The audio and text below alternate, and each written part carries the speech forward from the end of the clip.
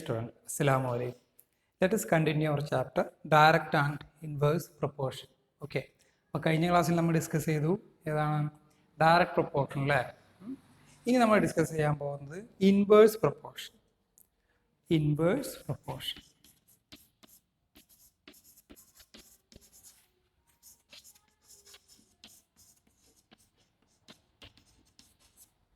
Inverse proportion. അപ്പോൾ inverse proportion എന്ന് പറയുന്നത് ഇപ്പോൾ ഡയറക്റ്റ് പ്രൊപ്പോർഷൻ നമ്മൾ കണ്ടു. ഇപ്പം ഒരു വാല്യൂ കൂടുമ്പോൾ മറ്റേ ഒരു ക്വാണ്ടിറ്റിൻ്റെ വാല്യൂ കൂടുമ്പോൾ മറ്റേ ക്വാണ്ടിറ്റിൻ്റെ വാല്യൂ കൂടും, അതിനനുസരിച്ച് കൂടും അല്ലേ. അത് നമ്മൾ പറഞ്ഞു. അപ്പോൾ ഇനി നമ്മൾ ഡിസ്കസ് ചെയ്യാൻ പോകുന്നത് ഇൻവേഴ്സ് പ്രൊപ്പോർഷൻ. ഇൻവേഴ്സ് പ്രൊപ്പോർഷൻ എന്ന് പറഞ്ഞു കഴിഞ്ഞാൽ ഇപ്പോൾ ഒരു ക്വാണ്ടിറ്റി കൂടുമ്പോൾ മറ്റേ ക്വാണ്ടിറ്റി കുറയും, ഒരു ക്വാണ്ടിറ്റി കുറയുമ്പോൾ മറ്റേ ക്വാണ്ടിറ്റി എന്തെങ്കിലും കൂടും. ഫോർ എക്സാമ്പിൾ നമ്മൾ പറയുകയാണെങ്കിൽ യെസ്, ഇപ്പോൾ as the number of workers increase time taken to finish the job decrease. ഇപ്പോൾ വർക്കേഴ്സിൻ്റെ എണ്ണം കൂടുന്നതനുസരിച്ച് ജോലിയുടെ ഭാരം എന്ത് ചെയ്യും, കുറയും. വർക്കേഴ്സിൻ്റെ എണ്ണം കൂടുന്നതനുസരിച്ച് ചെയ്യുന്ന ജോലിയുടെ ഭാരം കുറയും, കൂടുമ്പോൾ കുറയും അല്ലേ. ഇനി കുറയുകയാണെങ്കിൽ കൂടും മീൻസ് ഇപ്പോൾ നമുക്ക് വേറൊരു എക്സാമ്പിൾ പറയുകയാണെങ്കിൽ എന്താ അവിടെ വേറെ പറയേണ്ടത്, if increase the speed the time taken to cover a given distance decrease.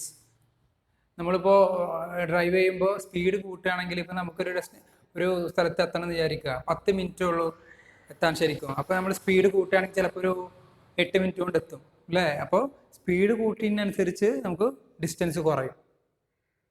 Speed കുറക്കുമ്പോൾ distance നമുക്ക് എന്ത് ചെയ്യും, കൂടും. സോറി, ടൈം കൂടും. അതായത് ഇപ്പോൾ സ്പീഡ് കൂട്ടുമ്പോൾ ടൈം കുറയും, സ്പീഡ് കുറയുമ്പോൾ ടൈം കൂടും. അതായത് അവിടെ എത്തേണ്ട ടൈം കൂടും. നിങ്ങൾക്ക് മനസ്സിലായല്ലോ ഇൻവേഴ്സ് പ്രൊപ്പോർഷൻ. അപ്പോൾ ഇവിടെ നമ്മൾ ഡിസ്കസ് ചെയ്യാൻ പോകുന്നത് ഈ ടൈപ്പ് ഓഫ് പ്രോബ്ലംസ് നമുക്ക് ഇക്വേഷൻ എങ്ങനെയാണ് അതെങ്ങനെയാണ് ചെയ്യുക എന്നുള്ള കാര്യങ്ങളാണ് നമ്മൾ ഡിസ്കസ് ചെയ്യാൻ പോകുന്നത്. ഓക്കെ. അപ്പോൾ നമുക്ക് എന്ത് പറയാം, രണ്ട് ക്വാണ്ടിറ്റികൾ നമുക്ക് എക്സും വൈയും ആയിട്ട് എടുക്കാം അല്ലേ. അതായത് നമുക്ക് ഇവിടെ പേജ് നമ്പർ 210 എടുക്കും. പേജ് നമ്പർ 210 അവിടെ ഒരു ഗ്രീൻ ബോക്സ് കണ്ട, മിഡിലായിട്ട് ഒരു ഗ്രീൻ ബോക്സ്. അവിടെ ഒരു എക്സാമ്പിൾ പറയുന്നുണ്ട്. ഈ ഇൻവേഴ്സ് പ്രൊപ്പോർഷൻ ഒരു എക്സാമ്പിൾ അവിടെ കാണിക്കുന്നുണ്ട്. Price of each book, second കോളത്തിൽ number of books that can be bought അല്ലേ. അതിൽ ഫസ്റ്റ് പ്രൈസ് ഏതാ കൊടുക്കുന്നത്, 40, 50, 60, 75, 80, 100. അതിൻ്റെ എത്ര ബുക്ക് വാങ്ങി എന്നുള്ളതാണ് കൊടുത്തിട്ടുള്ളത്. എന്താണ് 150, 120, 100, 80, 75, 60 അല്ലേ. ആ ടേബിൾ നോക്കിയിട്ട് നമുക്ക് പറയാൻ പറ്റും. ഇപ്പോൾ നിങ്ങൾ ആ ടേബിളിൽ നോക്കുക. ആ ടേബിളിൽ നോക്കിയിട്ട് ഇപ്പോൾ പ്രൈസ് ഓഫ് ഈച്ച് ബുക്സിലെ അത് നമുക്ക് ഇങ്ങനെ എടുക്കാം. x1, y1, sorry x1, x2, x3, x4, x5, x6. Okay. Cost of book അല്ലേ, പ്രൈസ് ഓഫ് ദി. ഇനി നമുക്ക് ഇത് എത്ര എണ്ണം വാങ്ങി നമ്പേഴ്സ് അല്ലേ, അത് നമുക്ക് y ആയിട്ട് എടുക്കാം. അപ്പോൾ y1 ആദ്യത്തെ y1 എടുക്കാം. മറ്റേ രണ്ടാമത്തെ വാല്യൂ ആയിട്ടുള്ള 120നെ നമുക്ക് y2 എന്ന് എടുക്കാം. തേർഡ് വാല്യൂ 100നെ നമുക്ക് y3 എന്ന് എടുക്കാം. y4, y5, y6 ഇങ്ങനെ എടുത്തല്ലോ.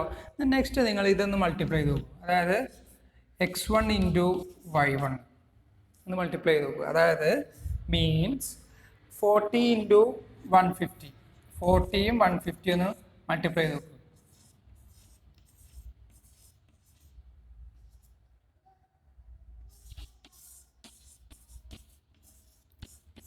What is the value? എൻ്റെ ആൻസർ എന്താ വരുന്നത് അല്ലേ, 6000 എന്നല്ലേ വരുന്നത്. ഓക്കെ. ഇനി നിങ്ങൾ x2 y2 ഒന്ന് മൾട്ടിപ്ലൈ ചെയ്ത് നോക്കൂ. x2 ഇൻറ്റു y2 ഒന്ന് മൾട്ടിപ്ലൈ ചെയ്ത് നോക്കൂ. x2 into y2 yes, x2 into y2 എന്ന് പറയുമ്പോൾ ആ വാല്യൂസ് ഏതൊക്കെയാണ്, 50, 120, 50, 120 അല്ലേ. 50, 120.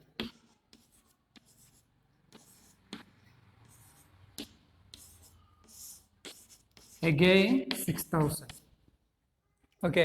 അപ്പോൾ നിങ്ങൾക്ക് കാണാൻ പറ്റും x1 into y1 equal to x2 into y2 equal to x3 into y3 equal to x4 into y4 equal to x5 into y5 equal to x6 into y6 നിങ്ങൾക്ക് കാണാൻ പറ്റും. ഓക്കെ, അപ്പോൾ ഇവിടുന്ന് നമുക്കൊരു കാര്യം പറയാം. എന്താണ് ഇൻവേഴ്സ് പ്രൊപ്പോർഷനിൽ എന്തായിരിക്കും? ഇൻവേഴ്സ് പ്രൊപ്പോർഷനിൽ എക്സ് ഇൻറ്റു വൈ എപ്പോഴും ഒരു കോൺസ്റ്റൻ്റ് ആയിരിക്കും. കോൺസ്റ്റന്റ് കെ എന്ന് പറഞ്ഞാൽ കോൺസ്റ്റന്റ്, അതായത് ഇപ്പോൾ ഇവിടെ കണ്ടോ 6000 ഒരു കോൺസ്റ്റന്റ് ആണ്. കാരണം x1 into y1 equal to x2 into y2 ഒക്കെ നമ്മൾ നേരെ നേരെ മൾട്ടിപ്ലൈബിൾ ആക്കാതെ എന്താ സെയിം വാല്യൂ ആണ്, അത് നമ്മൾ കോൺസ്റ്റന്റ് എന്ന് പറയുന്നത്. അപ്പോൾ ഇൻവേഴ്സ് പ്രൊപ്പോർഷൻ ആണെങ്കിൽ x into y equal to constant ആയിരിക്കും. ഓക്കെ, നമ്മൾ ഡയറക്റ്റ് പ്രൊപ്പോർഷനിൽ x divided by y equal to k എന്ന് കണ്ടു അല്ലേ. അപ്പോൾ ഇവിടെ എന്താണ് x into y equal to k ആണ്. അപ്പോൾ നമുക്ക് ഫസ്റ്റ് ക്വാണ്ടിറ്റികൾ ഇപ്പോൾ x1ഉം x1ഉം x2 എന്ന് എടുക്കുക. അതിൻ്റെ ഇൻവേഴ്സ് ആയിട്ടുള്ളത് ഇപ്പം അതിൻ്റെ ഇൻവേഴ്സ് ആയിട്ടുള്ളത് നമുക്ക് y1 y2 എന്ന് എടുക്കാം. അതായത് if y1 y2 are the values of y corresponding to the values of x1 x2. Okay, x1 x2ന് കറസ്പോണ്ടിങ് ആയിട്ടുള്ള വാല്യൂ നമുക്ക് y1 y2 എന്ന് എടുക്കാം. അങ്ങനെയാണെങ്കിൽ ഇവിടെ പറയുന്നത് എന്താണ്? x1 into y1 equal to x2 into y2. ഇതൊരു ഇമ്പോർട്ടൻ്റ് ആണ് ഇൻവേഴ്സ് പ്രൊപ്പോർഷനിൽ. അപ്പോൾ എന്താ x1 into y1 equal to x2 into y2. ഇനി ഇവിടുന്ന് വേറെ നമുക്ക് എഴുതാൻ പറ്റും x1 divided by x2. x1 divided by x2 equal to y2 divided by y1. ഇതിൽ നിന്നാണ് നമ്മൾ ഇത് ചെയ്തത്. കാരണം ഇവിടെ x1 ഉണ്ട്, ഇവിടുത്തെ x2നെ ഇങ്ങോട്ട് കൊടുക്കുന്നു. അപ്പോൾ x1 divided by x2 equal to ഇവിടെ y2 ഉണ്ട്, y1നെ ഇങ്ങോട്ട് കൊടുക്കുന്നപ്പോൾ y2 ഡിവൈഡഡ് ബൈ y1. ഇത് ഇമ്പോർട്ടൻ്റ് ഇക്വേഷൻ ആണ് കേട്ടോ. Okay, inverse proportion. യെസ്, നമുക്കിത് ബേസ് ചെയ്തിട്ട് എങ്ങനെയാണ് നമുക്ക് പ്രോബ്ലം ചെയ്യാൻ നോക്കാം. Page number 212. Page number 212. Page number 212. Page number 212 നോക്കൂ. First question example 7.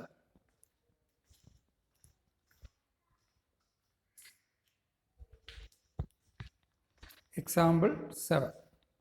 What is the question? 6 pipes are required to fill a tank in 1 hour 20 minutes. How long will it take if only 5 pipes of the same type are used? 6 pipes are required to fill. എന്താ പറയുന്നത്?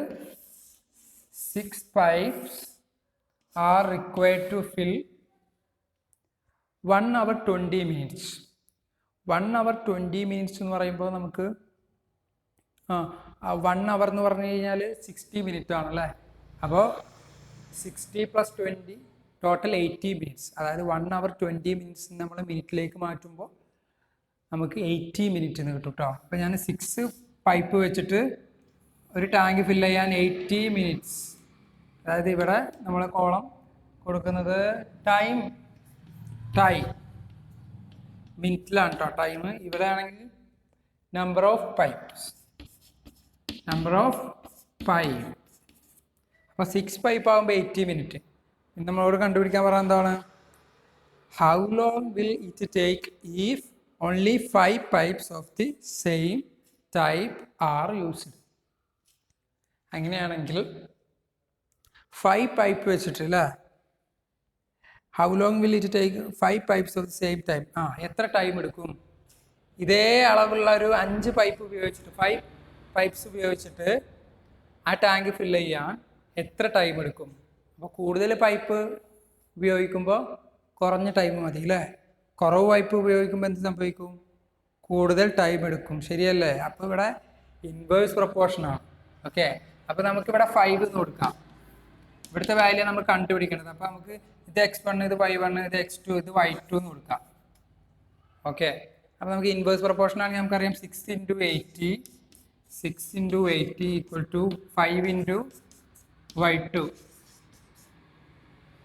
5 × y2 ഇത് inverse proportion ആണല്ലോ. അപ്പോൾ എങ്ങനെ എഴുതാം? ഇനി ഇവിടെ നമുക്ക് y2 കിട്ടാൻ എന്ത് ചെയ്താൽ മതി? y2 equal to 60 × 80 all divided by 5. ശരിയല്ലേ? y2. യെസ്, നമുക്ക് സിംപ്ലിഫൈ 18നെയും 5നെയും.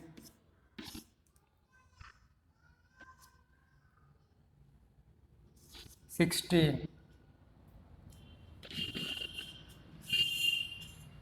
Okay, then 16 × 6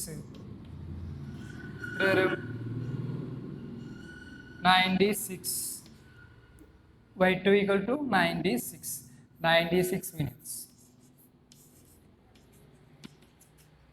എളുപ്പമല്ലേ? ഈസി അല്ലേ? ഇൻവേഴ്സ് പ്രൊപ്പോർഷൻ്റെ ആ ഒരു ഫാക്ട് വെച്ചിട്ട് ഇക്വേഷൻ വെച്ചിട്ട് നമ്മൾ ഈസി ആയിട്ട് എന്ത് കണ്ടുപിടിച്ചു? y കണ്ടുപിടിച്ചു. y means time. Okay. The next question. And the next question. Example 8. Page number 212. Example 8. There are 100 students in a hostel. Food provision for them is for 20 days. How long will these provisions last if 25 more students join the group? അപ്പോൾ ഒരു ഹോസ്റ്റലിൽ there are 100 students ഉണ്ടായിരുന്നു ഹോസ്റ്റലിൽ. അപ്പോൾ അവർക്കൊക്കെ വേണ്ടിയിട്ട് food കരുതി വെച്ചിട്ടുണ്ട്. അപ്പോൾ 20 ഡേയ്സ് ആ ഫുഡ് കൊണ്ട് ഇവർക്ക് നൽകാൻ പറ്റും. ഈ 100 സ്റ്റുഡൻസിന് 20 ഡേയ്സിൽ ആ ഫുഡ് ഉണ്ടായിരിക്കും. ക്വാളിറ്റി ഓഫ് ഫുഡ് 20 ദിവസത്തേക്ക് ഉണ്ടായിരിക്കും. ഈ 100 സ്റ്റുഡൻസിന് 20 ദിവസത്തേക്ക് ഉണ്ടായിരിക്കും.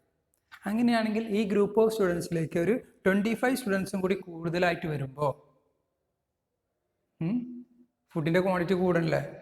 അതായത് ഡേയ്സ് കൂടൂലേ? 20 ദിവസം കുറയോ കൂടുമോ?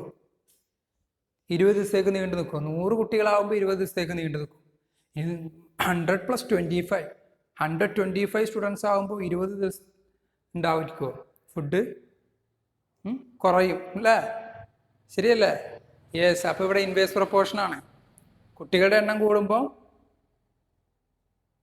ഫുഡ് 20 ദിവസത്തിന് തികയോ? ഇല്ല, 20 ദിവസത്തേക്കാൾ കുറയും.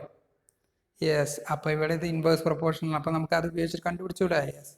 അപ്പോൾ അതെങ്ങനെയാണ് നമുക്ക് കണ്ടുപിടിക്കുക? ഇൻവേഴ്സ് പ്രൊപ്പോർഷൻ ആകുമ്പോൾ നമുക്ക് ഇവിടെ ബോക്സ് ഇങ്ങനെ വരച്ചിട്ട് ഫസ്റ്റ് കോളത്തിൽ എന്താ കൊടുക്കുക? Number of students.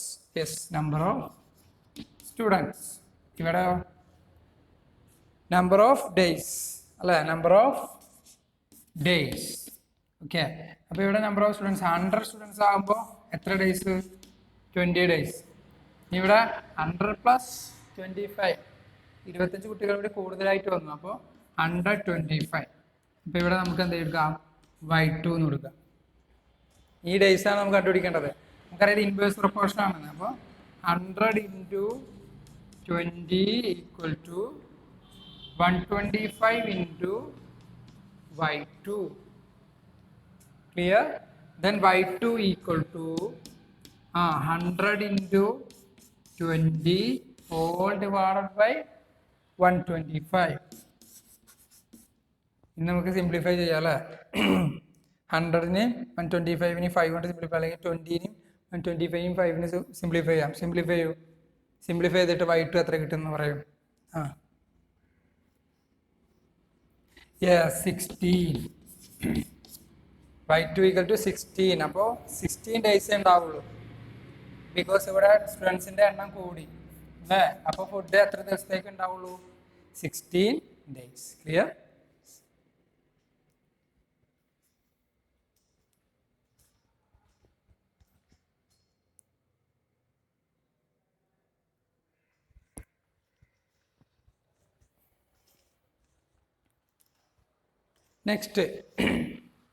Next question. Example 9. If 15 workers can build a wall in 48 hours, how many workers will be required to do the same work in 30 hours? Okay. ഇപ്പോൾ ഇവിടെ പറയുന്നത് എന്താണ്? If 50 workers can build a wall in 48 hours, how many workers will be required to do the same work 30 hours? 50 workers കൂടിയിട്ട് ഒരു ബിൽഡിങ്ങിൻ്റെ പണി എത്ര time കൊണ്ട് തീർത്ത്? 48 hours. അങ്ങനെയാണെങ്കിൽ 30 hours കൊണ്ട് അല്ലേ? how many workers will be required to the same work in 30 hours? അങ്ങനെ എത്ര വർക്കേഴ്സ് മതി? അത് 30 hours കൊണ്ട് തീർക്കാൻ എത്ര വർക്കേഴ്സ് മതി? 30 hours കൊണ്ട് തീർക്കാൻ എത്ര വർക്കേഴ്സ് വേണ്ടി വരും? 30 hours കൊണ്ട് തീർക്കാൻ എത്ര വർക്കേഴ്സ് വേണ്ടി വരും? ഇപ്പോൾ ഇത് ഇൻവേഴ്സ് പ്രൊപ്പോർഷൻ ആണല്ലേ, കാരണം വർക്കേഴ്സിൻ്റെ എണ്ണം കൂടുമ്പോൾ ടൈം കുറയും, വർക്കേഴ്സിൻ്റെ എണ്ണം കുറയുമ്പോൾ ടൈം കൂടും. ഓക്കെ, അപ്പോൾ ഇത് ഇൻവേഴ്സ് പ്രൊപ്പോർഷൻ ആണ്. അപ്പോൾ നമുക്ക് ഇവിടെ ടേബിൾ വരക്കുമ്പോൾ നമുക്ക് ഫസ്റ്റത്തെ കോളത്തിൽ എന്താ കൊടുക്കേണ്ടത്? നമ്പർ ഓഫ് ഹവേഴ്സ് അല്ലേ, നമ്പർ ഓഫ് ഹവേഴ്സ്. സെക്കൻഡിൽ വർക്കേഴ്സ്, നമ്പർ ഓഫ് വർക്കേഴ്സ്. ഫസ്റ്റത്തെ നമ്പർ ഓഫ് ഹവേഴ്സ് 48 അവർ ആകുമ്പോൾ എത്ര ആളുകളായിരുന്നു വർക്കേഴ്സ് ആയിട്ടുള്ളത്? 50 വർക്കേഴ്സ്. ഓക്കെ, ഇനി ഇവിടെ നമുക്ക് കണ്ടുപിടിക്കണം 30 അവേഴ്സ് വരുമ്പോൾ എത്ര വർക്കേഴ്സ് വേണ്ടി വരുന്നത് അല്ലേ. 30 അവർ ആകുമ്പോൾ എത്ര വർക്കേഴ്സ് വേണ്ടി വരും? അപ്പോൾ ഇത് ഇൻവേഴ്സ് പ്രൊപ്പോർഷൻ ആണെങ്കിൽ നമ്മൾ അങ്ങനെ തന്നെ ചെയ്യാം. യെസ്, 48 × 15 ഈക്വൽ ടു 30 × ഇവിടെ നമുക്ക് y2 എന്ന് എടുക്കാം അല്ലേ, 30 × y2. അപ്പോൾ ഇവിടുന്ന് y2 equal to 48 × 15, 48 × 15, 48 × 15 all divided by 30. Simplify ചെയ്യാം. 15 13 5 കൊണ്ട് സിംപ്ലിഫൈ ചെയ്യാം.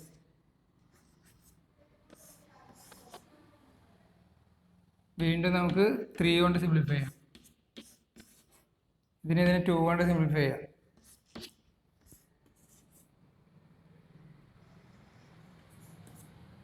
24 എന്ന് കിട്ടും. ആൻസർ എന്താ വരുന്നത്?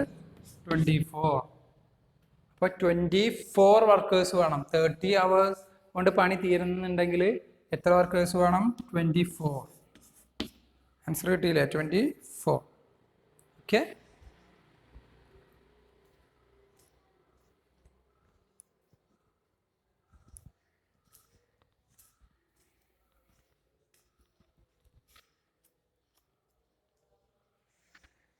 ഡൺ.